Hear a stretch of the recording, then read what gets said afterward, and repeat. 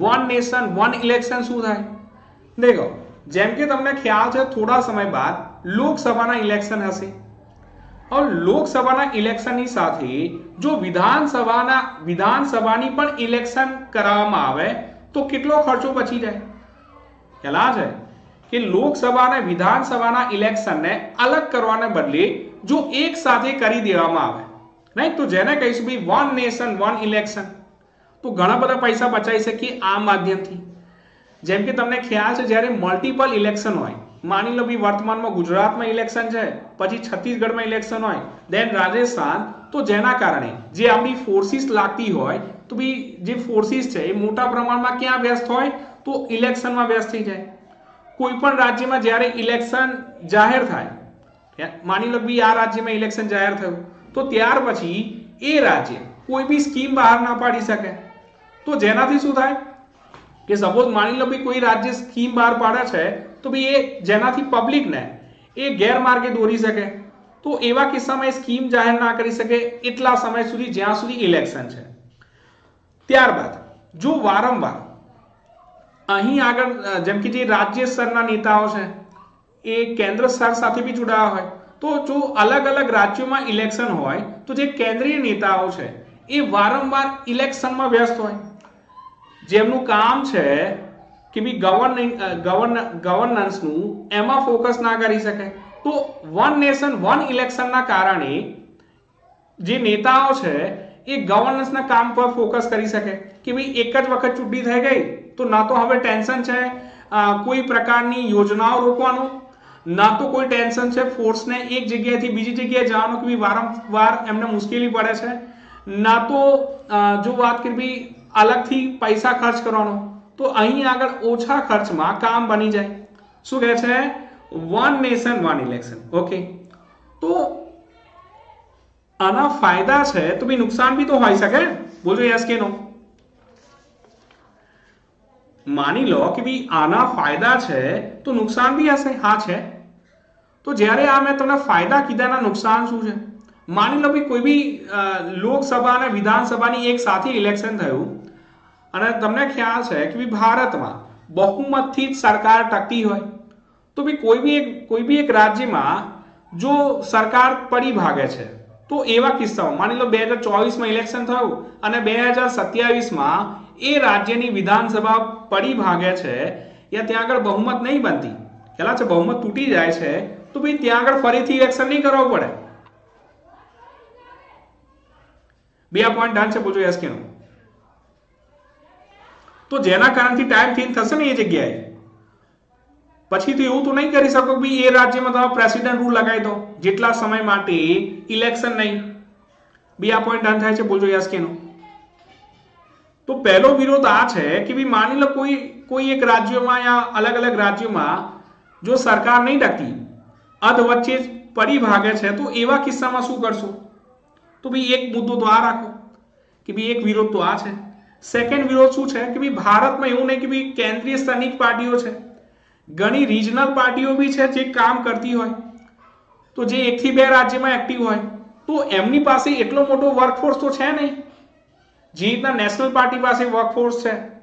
તો અહીં આગળ નેશનલ પાર્ટીને જે બેનિફિટ મળશે એ રિજનલ પાર્ટીને બેનિફિટ નહીં મળે, તો એક ડિફરન્સ આ ઉત્પન્ન થાય છે. સાથે સાથે ભારતમાં વર્તમાનમાં જો देखिए ઇલેક્શનના રિગાર્ડિંગ હજુ બી સમજદારીનો અભાવ જોવા મળે છે. માને કે જે ભાવ કે ભાઈ કેન્દ્ર સરકાર ખૂબ જ સારું કાર્ય કરતી હોય બટ રાજ્ય સરકાર એ પ્રકારનું કામ ના કરતી હોય, બટ કેન્દ્રના લીધે રાજ્યોમાં પણ ઇમ્પેક્ટ જોવા મળે. જો તમે દેખો ગત ટાઈમના ઇલેક્શન દેખો કે ભાઈ મોટા પ્રમાણમાં જે કેન્દ્ર સરકારમાં નહીં કે જે વર્તમાન જે સરકાર છે એ જ તમે દેખી શકો વિધાનસભામાં બી તમને જોવા મળી.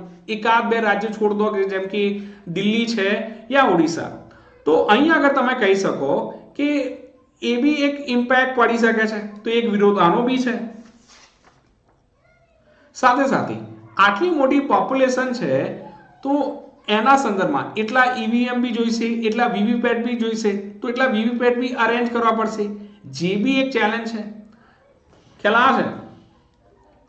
તો આ જે વન નેશન વન ઇલેક્શનને જો ઇમ્પ્લિમેન્ટ કરવું હોય તો ભાઈ તમામ લોકોને એક સાથે લેવું પડશે, તમામ લોકો સાથે ચર્ચા કરવી પડશે, જે બી કોઈ વિરોધના પોઈન્ટ છે એના પર ડિસ્કશન કરવું પડશે, અલગ અલગ સુધારા બંધારણીય સુધારા કરવા પડશે અને ત્યારબાદ આ વન નેશન વન ઇલેક્શન સંયુક્ત રીતે માને કે લાગશે.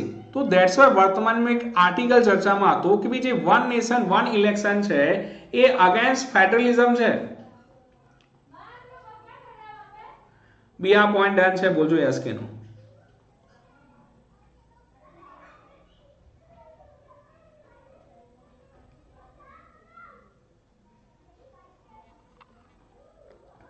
બે આટલો પોઈન્ટ ડન છે, બોલજો યસ કે નો. ના જરૂર જરૂર કરે રાખો. ચેતન દેખો હું તો જીપીએસસી વાળા વિદ્યાર્થી સાથે છું, તો મને જીપીએસસી નો ખ્યાલ છે, રાઈટ. હાલમાં જે મૂવમાં આવા તમે છો એનાથી હું દૂર છું. તો એ વન નેશન વન ઇલેક્શન તમામને ડન છે, બોલજો યસ કે નો. તો મેં તમને વન નેશન વન ઇલેક્શનના એડવાન્ટેજ માને કે એના ફાયદા, એના વિરોધ શું છે, એની જે કમિટી બેઠી એને શું કીધું કે અલગ અલગ બંધારણીય સુધારાની જરૂર છે, રાજ્યોમાં જે મતભેદ છે જે, તો એના પર આ ચર્ચા બની. તો બી આ આર્ટિકલ મેં તમને સરળ ભાષામાં કીધું કે આનો મતલબ આ થાય છે, ઠીક છે ને. અચ્છા, મને એક વિદ્યાર્થી કહેતો સર અમે આજકાલ મુદ્દાસર અલગ અલગ જગ્યાએ મુદ્દાસર કરેક્ટ કરતા હોઈએ છે, જ્યાં આગળ લાઈન બાય લાઈન સમજાવવામાં. મેં કીધું ઘણી સારી વાત છે. મેં કીધું એના રાઈટ, મેં કીધું પ્રભુ એના ફકરા વાંચન પદ્ધતિ કહેવાય, જેનાથી હું ઘણો દૂર છું, ઠીક છે ને.